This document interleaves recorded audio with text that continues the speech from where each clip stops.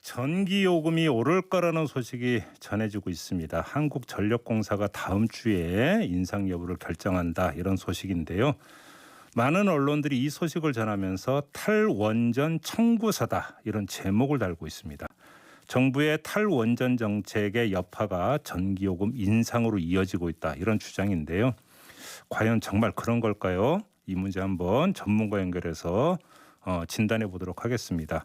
이현석 정의당 기후에너지특위 위원장 만나보겠습니다. 나와 계시죠? 네, 안녕하십니까? 네, 안녕하세요. 엄밀하게 이야기하면 전기료 인상이 아니라 할인 혜택 축소 이렇게 보는 게 맞는 거죠? 네, 그렇습니다. 그동안 계속 할인 혜택을 했던 것을 예. 요번에 줄이겠다는 것이기 때문에 뭐 사실 전기요금 인상 부분은 아니고요. 다만 좀 연료비가 인상이 됐기 때문에 네. 그것을 반영할 것인지 말 것인지가 조금 이제 쟁점으로 남아 있습니다. 자, 그럼 일단 뭐 하나하나 좀 정리를 해보죠. 그동안 할인 혜택이 어떤 식으로 있었던 거예요? 전기를 조금 쓰는 네. 보통 이제 1인 가구들이나 전기 사용량이 작은 이제 가구에 대해서 최대 한 달에 4,000원까지 이제 할인을 해줬습니다. 예. 그 폭을 지금 4,000원이 아니라 2,000원으로 줄이겠다 이렇게 얘기하고 있는 겁니다. 할인 폭을 이제 반으로 줄이겠다. 네. 그럼 그렇게 줄이려고 하는 이유는 뭐예요? 이게 사실 처음에 이제 시작된 것 자체가 예. 전기요금이 그때 당시 전기요금을 인상하면서 예. 그에 따른 이제 약간 보완책으로 시작이 됐던 겁니다. 이게 2013년 얘기인가요? 처음 이게 도입됐던 게? 네, 그렇습니다. 예. 예. 그래서 이제 근데 실제로 이 전기요금을 이렇게 인하하면서 당시의 명분이 뭐였냐면은 예. 저소득층 가구에 혜택을 주겠다 이렇게 시작을 했는데 예. 실제 이 공제를 받는 사람 중에 81%가 저소득층이 아니라 중상위권 으로 되어져 있습니다. 그래요? 그러다 보니까 그동안 이게 제도가 문제가 굉장히 지적이 많이 됐었고요. 심지어 그 1년에 연봉이 2억이 넘는 그 한전 사장 같은 경우도 계속 이런 그 할인 혜택을 받고 있는 것이어서 너무 그래요? 안 맞는다. 잠깐만요. 예, 여기서 약간 납득이 안 되는 게 중상위층이라고 한다면 아무래도 가전기구를 더 쓸 거고 네. 전기 사용량은 더 많을 텐데 그 사람들이 혜택을 보고 있다는 게 어떻게 연결이 되는 얘기예요? 왜 그러냐면 요즘에는 1인 가구, 2인 가구의 숫자가 굉장히 많이 늘고 있지 않습니까? 1, 2인 가구 때문에. 그러니까 한 집에서 쓰는 양이 당연히 식구가 많고 소득이 많으면 전기를 많이 쓰지만 꼭 그렇게 일치하고 있지는 않습니다, 지금. 그래서 일단 지금 한전은 1차로 한 달에 4,000원 깎아주는 것을 2,000원만 깎아주는 걸로 일단 가고 네. 그리고 내년 7월에는 아예 2,000원 할인마저 없앨 계획이다 이렇게 보도가 나오고 있던데 맞습니까? 네, 지금 한전은 그 계획을 이미 발표했고요. 예. 그에 따라서 지금 7월달이 좀 새로운 분기점이 되는 겁니다. 그러면 그 위원장님께서는 한전의 이런 검토는 불가피하다 이렇게 평가하시는 겁니까? 애초에 사실은 저소득층을 지원하기로 인한 그 정책이었다면 이렇게 지원하면 안 되는 거였거든요.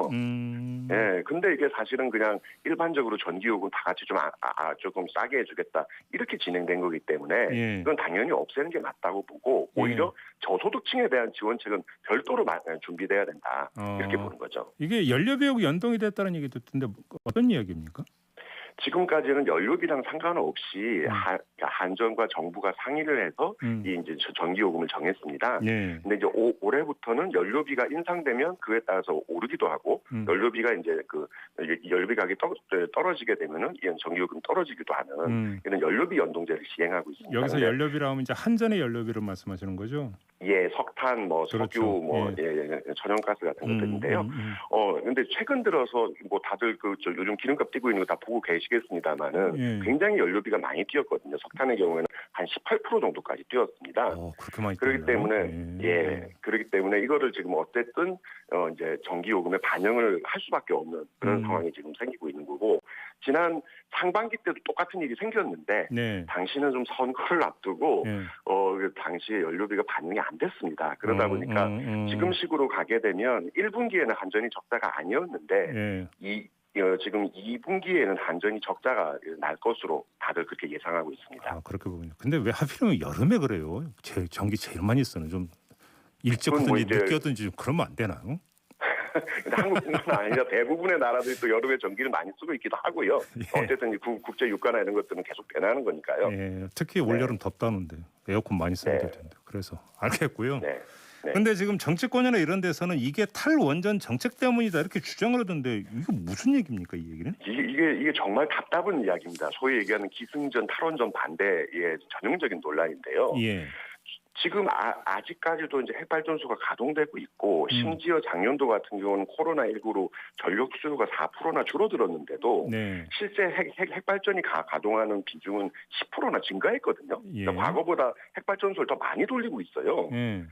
근데 이거를 이제 전기요금이 뭐 올라가는 것들이 탈원전 때문이다라고 얘기하고 있는데 사실 앞뒤가 안 맞는 거죠. 그러면 정말로 지금 현재 핵발전소를 안 돌리고 있는 거냐? 그렇지 않고 오히려 더 많이 돌리고 있는데도 이런 일이 생긴다는 거고 예. 실제로 전기요금에 영향을 많이 미치는 거는 석탄이나 가스 요금입니다. 그거에 따라서 계속 왔다 갔다 하는 것이기 때문에 예. 이거는 지금 전혀 말도 안 되는 얘기를 그냥 억지로 갖다 붙이고 있는. 그러니까 이제 그런 탈원전 때문이라고 하는 게 이제 그 원전 가동이 줄어들거나 이러면 이제 전력 생산 이런 화력 발전이나 이쪽으로 이제 가고 그럼 거기에 네. 연료비 어떤 연동 이런 게 되면은 당연히 그러니까 단가가 올라가니까 그 부담이 결국은 국민한테 간다 이런 논리라는 거죠. 네네. 근데 지금 뭐 이 원전 가동이 그러니까 줄어들고 있는 게 아니라는 말씀이시고요. 그런 거죠. 예. 그렇기 때문에. 알겠습니다. 아무튼 그러면 그 할인 축소는 뭐 거의 기정사실 이렇게 받아들여야 되는 겁니까? 정리를 하면? 이건 뭐 이미 정부가 발표를 했고요. 뭐 예. 아직까지는 뭐 하지 않겠다는 얘기를 한 적이 없기 때문에 현재로서는 한 달에 한 2,000원씩 기존에 공제 받으신 분들 중에서 한 2,000원 정도가 이제 더 지출하게 되는. 그러면 이제 하면 7월부터가 되는 겁니까? 네, 7월부터입니다. 알겠습니다. 그 우리 위원장님 연결한 김에 좀 몇 가지 더 궁금한 걸 좀 여쭤볼게요. 지금 탄소세 도입 요구가 있던데 탄소세라고 하는 게 뭐예요?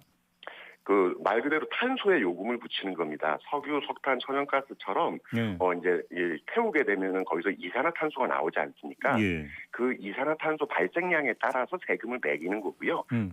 사실 지금 서구 유럽의 경우에는 꽤 많은 나라들이 지금 현재 탄소세를 도입해서 시행하고 있습니다. 예를 들어서 뭐 공장을 가동하는 업계 이런 쪽으로 이제 물리겠다라는 얘기인가요? 그러면 처음에 석탄을 수입하거나 아니면은 광산에서 채굴할 때 그때 이제 세금을 매기는 거죠. 아니 오히려 그런 쪽에. 네네네. 그렇게 하는 게 전체적으로 세금을 매기는 게 훨씬 더 수월하기 때문에. 네. 그럼 지금 그 탄소세를 도입하자는 주장에 대해서 위원장님은 어떻게 평가를 하세요? 지금 뭐 사실 정의당에 지금에서도 지금 관련해서 탄소세 법안을 준비해서 지금 곧 발의가 될 것이고요. 예. 정의당이 장혜영 의원이 준비를 하고 있고요. 그리고 지금 기본소득당의 용해인 의원은 이미 지금 발의를 해놓은 상태입니다. 잠깐만 일단 정부에서도 그 점에서 일단 만약에 이제 석탄 수입업자나 채굴업자에게 탄소세를 매긴다고 치면 1년의 세수를 어느 정도로 지금 예상을 하고 있어요? 1년에 대략 저희가 계산해 본 것으로는 약 25조에서 50조 원 정도가 거칠 것으로 그렇게 예상되고 있습니다. 그렇게 많아요? 탄소세가? 왜냐하면 지금 그렇습니다. 왜냐하면 지금 석탄을 어마어마하게 저희가 전 세계에서 석탄을 쓰는 그 수입 기준으로 하면은 세계 5위에 5등입니다. 잠깐만요. 그러면 한국전력 같은 경우 지금 화력 발전 많이 하잖아요. 네네, 그렇습니다. 그러면 한국전력도 탄소세를 내야 되는 대상이 됩니까? 한국전력이 직접 내지는 않을 것이고 석탄의 가격이 뛰게 될 것이니까 그러면 한국전력이 탄소를 그러니까 구입하는 비용이 올라가게 되는 거 아니겠습니까? 그러면? 네, 그렇습니다. 그러면 그것이 다시 전기료로 또 그러니까 그 귀결되는 거 아닌가요? 예, 그렇기 때문에 지금 준비를 하고 있는 것은 그 충격을 완화하고 준비를 하기 위해서 개인의 경우에는 탄소세를 환급하는 그런 정책을 준비하고 있습니다. 개인에게는 또 환급을 해준다?